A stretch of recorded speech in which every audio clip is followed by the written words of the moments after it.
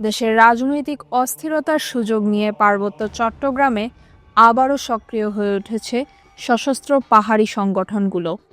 সীমান্তবর্তী এলাকায় অন্তত 10টি পয়েন্ট সন্ত্রাসীদের ঘাঁটিতে পরিণত হয়েছে, যেখানে ভাবনা কেন্দ্রের আড়ালে চলছে তৎপরতা।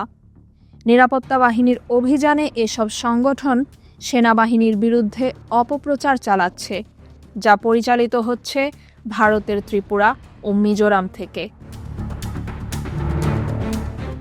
নিরাপত্তা বিশ্লেষকরা বলছেন, স্বাধীনতার পর থেকেই আঞ্চলিক সাম্রাজ্যবাদী শক্তিগুলো পার্বত্য চট্টগ্রামে অস্থিতিশীলতা সৃষ্টি করছে।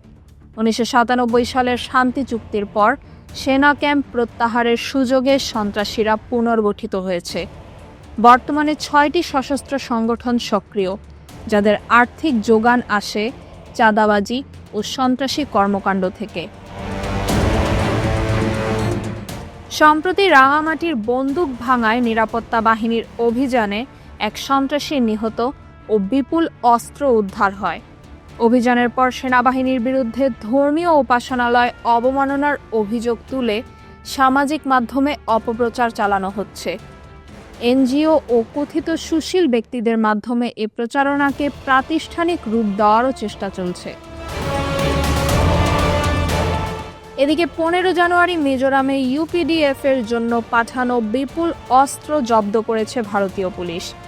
বিশেষজ্ঞরা বলছেন, পাহাড়ের নিরাপত্তা ব্যবস্থা জোরদার করতে না পারলে পরিস্থিতি আরও জটিল হয়ে উঠতে পারে। তাহমিনা রহমান, হাফসা, ঢাকা ওয়েস্ট।